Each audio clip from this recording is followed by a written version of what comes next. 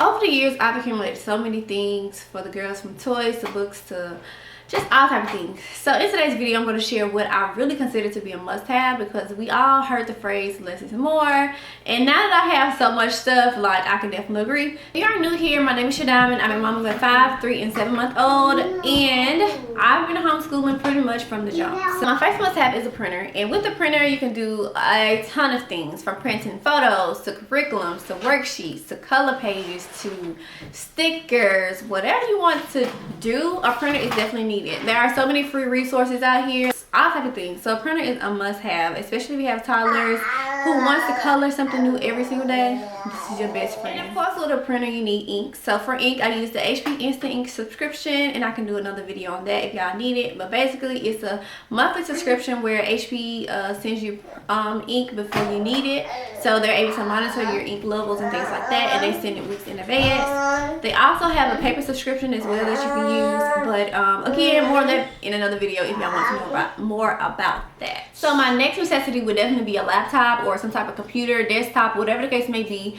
because you need this to look up resources, to create your own resources, to print off curriculums, to watch videos, all of those type of things that you're going to need for homeschool. There are so many free resources out there, so I definitely recommend a computer. And even if you have children that are, like, you know, upper age or whatever, they will need their own eventually. But because I have a 5 and 3-year-old, we don't necessarily let them use a laptop or any electronics like that just yet. But for you, it's going to be your key resource, because you can do so many things with it. So my next resource is going to be some headphones. And recently on Instagram, I've seen so many moms mention noise cancellation headphones and things like that. But I actually got mine during the pandemic. I was, you know, taking online classes, and I was on Zoom, and of course with children here. And during college, you kind of need something to where you can refocus your attention, or you need to block out noise, or whatever the case may be. So for my headphones, I purchased these, which are the Microsoft Surface headphones.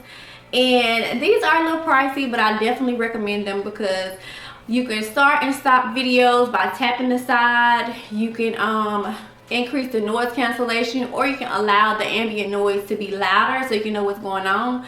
So for me, because I have, you know, little children or whatever, sometimes when I'm listening to something, I will put like the headphones on and just do it like this, or I can put the headphones on the right way and just do this, and then allow me to hear what's going on around me. It'll make it, you know, appear louder, so I can actually hear what's going on, as well as still hear.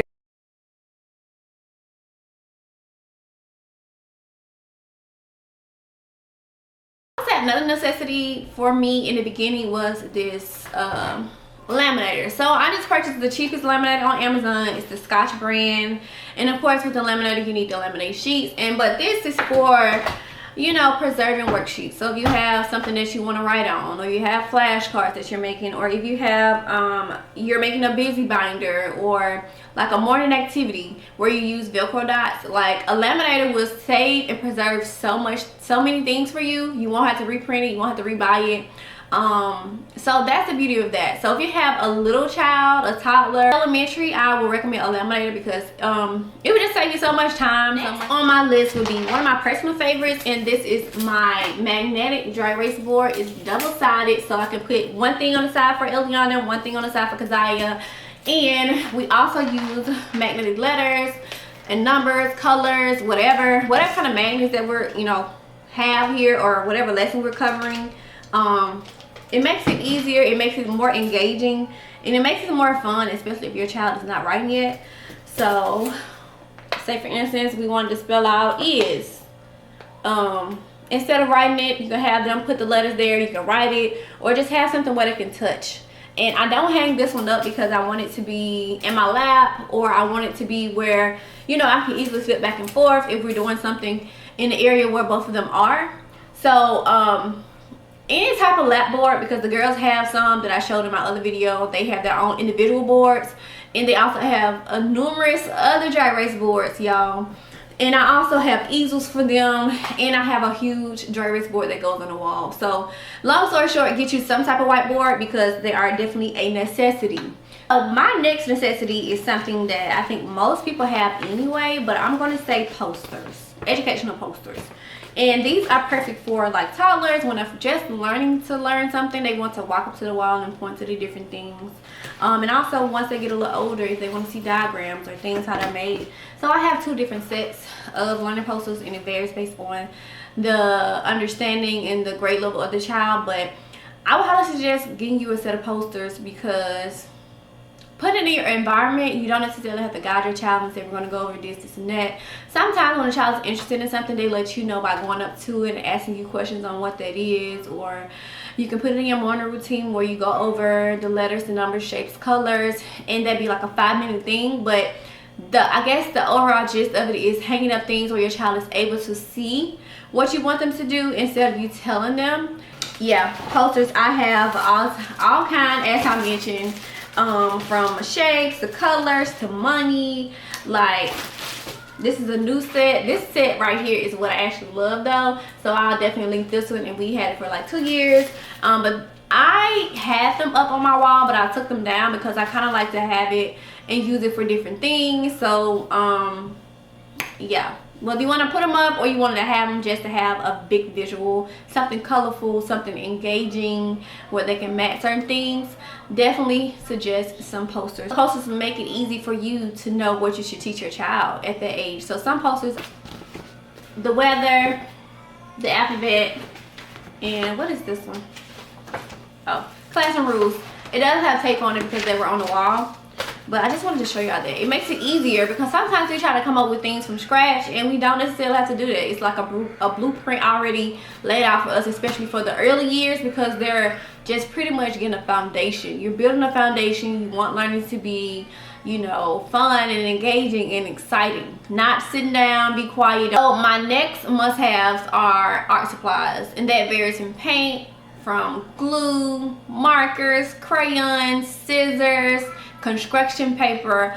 All of that falls into a necessity because with toddlers, we're focusing on fine motor skills, we're focusing on art, we're focusing on like expression and stuff like that. And so having art supplies readily available makes it so easy to, you know, for your child to express themselves, to draw, to cut, to paint. I may do a whole video of all the art supplies and crafts and things like that that I have here, but those are considered a necessity for us. Something else would be pencils and writing utensils. So I just mentioned that like within the art supplies, but having those the big pencils, my first learning to write pencils and stuff like that is very important too. They also have like triangular pencils and crayons that helps with the grip. So as always, I had to go get my baby.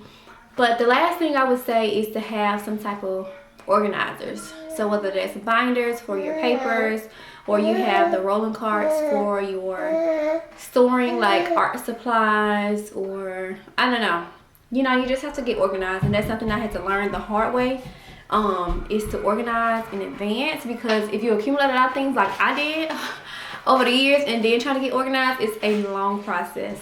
So if you have any questions or anything like that, just drop them in the comments below, and I'll be sure to link all of the things that I described here in this video so that you can go check it out for yourself.